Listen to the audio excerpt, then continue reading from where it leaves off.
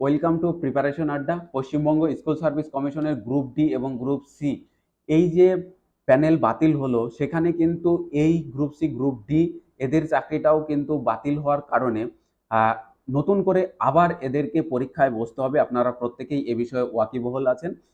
যারা চাকরি পেয়েছিলেন তাদেরকেও বসতে হবে, ইভেন যারা পরীক্ষা দিয়েছিল কিন্তু সফল হননি তারাও কিন্তু এই পরীক্ষায় দ্বিতীয়বার বসার সুযোগ পাবেন এবং নিজের যে মেধা সেটা কিন্তু এখানে আবার যাচাই হবে। সুতরাং আমরা সেই পুরনো ধাঁচে ফিরে যাব, সেই পুরনো সিস্টেমে ফিরে যাব, পুরনো সেই সিলেবাস, পুরনো সেই প্যাটার্ন, সেটাকে আমরা ফলো করার চেষ্টা করব। এই ভিডিওতে আপনাদের কাছে তুলে ধরবো আমরা সেই 2016 সালের যে এক্সাম প্যাটার্নটা, যে প্যাটার্নে পরীক্ষা দিয়ে আপনারা সিলেক্টেড হয়েছিলেন বা যারা পরীক্ষা দিয়ে সিলেক্ট হননি, প্রত্যেককেই বলবো যে আপনারা লড়াইতে নামুন। দেখুন, এইবার আমরা শুরু করতে চলেছি যে নতুন ভাবে কিভাবে লড়াই করলে আবার আপনি কিন্তু সেই সফলতা অর্জন করতে পারবেন, সে বিষয়ে আমরা কথা বলবো এই জায়গায়। তো বিশেষ করে আমরা আজকে দেখতে চলেছি যে গ্রুপ সি এবং গ্রুপ ডির যে syllabus, exam pattern, marks division, এগুলো দেখবো। তার সাথে আমরা আলোচনা করব প্রিভিয়াস ইয়ার্স কোশ্চেন সলিউশনের কিভাবে পথ পাওয়া যায় এবং প্র্যাকটিস সেট কিভাবে অ্যাভেল করা যাবে, ভালো প্র্যাকটিস সেট। তো সেগুলো নিয়ে আমরা কথা বলবো।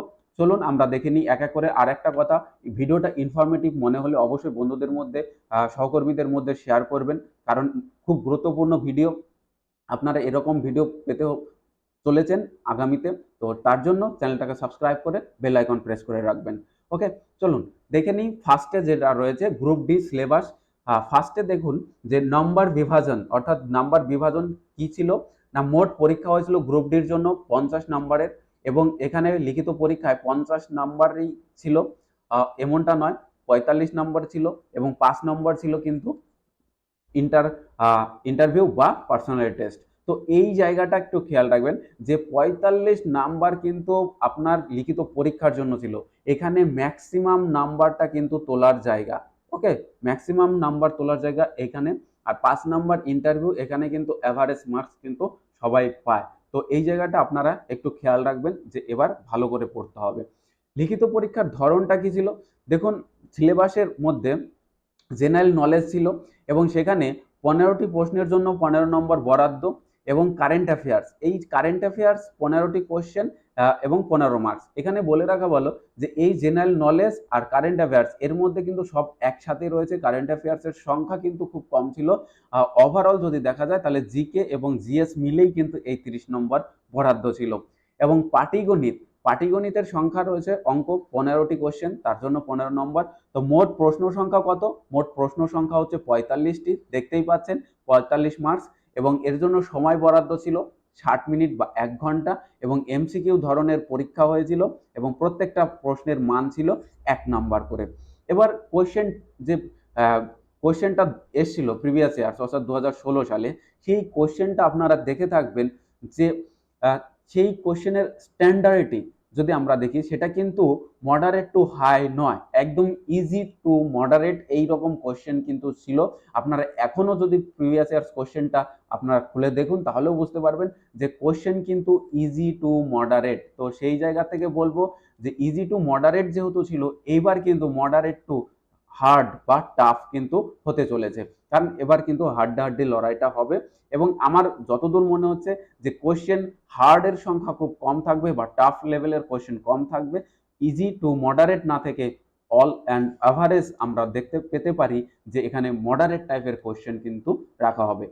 এবার আপনারা লড়াইতে নামবেন, আপনারা লড়াই করছেন, আপনারা জবের থেকে চাকরিতে ঢুকেছেন, তারও কিন্তু আগে থেকে পড়াশোনার সাথে যুক্ত আছেন, যুক্ত ছিলেন, ভবিষ্যতেও থাকবেন। তাই এই সময়টাকে নিজেকে আবার প্রমাণ করার সময় এসছে, আপনারা সেভাবেই প্রস্তুতি নিন। এবার আমরা যাব গ্রুপ সি এর সিলেবাসের দিকে। দেখুন যে নাম্বার বিভাজন, গ্রুপ সি এর মোট 100 নম্বরের পরীক্ষা হয়েছিল এবং লিখিত পরীক্ষা হয়েছিল 60 নম্বরের এবং একাডেমিক কোয়ালিফিকেশন ছিল 10 এবং টাইপিং টেস্ট বা কম্পিউটারের যে দক্ষতা সেখানে ছিল 25 নম্বর এবং ইন্টারভিউ বা পার্সোনাল টেস্টের জন্য ছিল 5 নম্বর বরাদ্দ। তো সর্বসাকুল্যে এখানে আমরা দেখতে পেলাম 100 নম্বরের পরীক্ষা কিন্তু কমপ্লিট হলো। এবং এখানে কোশ্চেনগুলো যদি আমরা এক এক করে দেখি প্রিভিয়াস ইয়ার, তাহলে আমরা দেখতে পাবো যে 15টি কোশ্চেন জেনারেল নলেজ 15 নম্বর, কারেন্ট অ্যাফেয়ার্স 15টি এবং 15 নম্বর, এই দুটো মিলে ম্যাক্সিমামটাই কিন্তু জিকে জিএস বারবার বলছি, এই দুটো মিলেই কিন্তু জিকে জিএস কারেন্ট অ্যাফেয়ার্স একদম নিখুঁত কারেন্ট অ্যাফেয়ার্স যেগুলো, সেগুলো সংখ্যা কিন্তু খুবই কম ছিল। এরপরে আমরা দেখব ইংরেজি। ইংরেজি 15টি ছিল কোশ্চেন, 15 নম্বর, এবং পাটিগণিত 15টি কোশ্চেন ছিল, 15 নম্বর। তো এই নিয়ে দেখো 4 15 60, এই 60 কিন্তু ছিল লিখিত পরীক্ষার জন্য। এবার এই 60টা পরীক্ষা, 60 কোশ্চেন যদি আমরা দেখি, এখানে কিন্তু মডারেট, ইজি টু মডারেট লেভেলের কোশ্চেন ছিল, টাফ কোশ্চেন খুব কম ছিল, খুব কম ছিল, অল্প সংখ্যক কোশ্চেন কিন্তু মডারেট টাফ ছিল, ম্যাক্সিমাম কিন্তু ইজি টু মডারেট কিন্তু ছিল। তো পরীক্ষার সময় ছিল 1 ঘন্টা, পরীক্ষার ধরন এমসিকিউ টাইপ, এবং প্রত্যেকটা প্রশ্নের জন্য মান ছিল কত 1।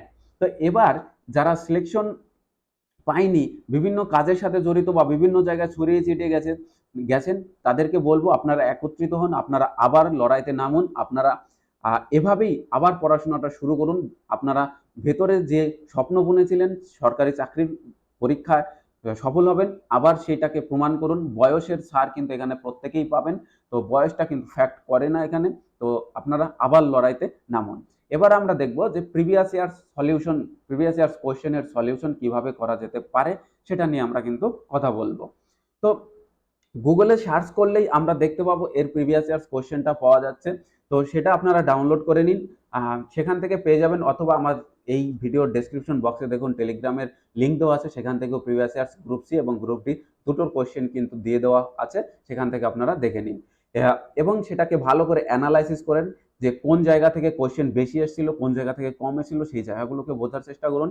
তো আমি বলবো যে এইবার কিন্তু কোশ্চেন মডারেট হতে চলেছে, সে গ্রুপ ডি হোক বা গ্রুপ সি হোক, মডারেট হওয়ার সম্ভাবনা বেশি। আর এক্সাম ওরিয়েন্টেড ক্লাস আমরা এই ক্লাসগুলো কন্টিনিউ করব। এক্সাম ওরিয়েন্টেড 100% যাতে বেনিফিট হয় আপনাদের, সেই জন্য আমরা এখানে কিন্তু ইউটিউবে ক্লাস করাবো। সেই ক্লাসগুলো দেখার জন্য অবশ্যই আহ্বান জানাচ্ছি। আর প্র্যাকটিস সেট, আমরা প্র্যাকটিস সেট তৈরি করছি। প্র্যাকটিস সেট যদি কারোর প্রয়োজন হয় তাহলে ডেসক্রিপশন বক্সে দেখুন লিঙ্ক দেওয়া আছে টেলিগ্রামের, সেখান থেকে আমাদের সাথে অ্যাডমিনের সাথে যোগাযোগ করে এই প্র্যাকটিস সেটকে অ্যাভেল করতে পারবেন আপনারা। তো এইরকম ভিডিও, ইনফরমেটিভ ভিডিও পাওয়ার জন্য চ্যানেলটাকে সাবস্ক্রাইব করে সাথে থাকুন।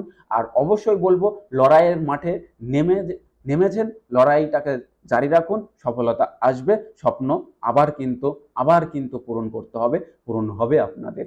চলুন আবার দেখা হবে পরের ভিডিওতে, ততক্ষণ ভালো থাকবেন, সুস্থ থাকবেন এবং লড়াই জারি থাকবে।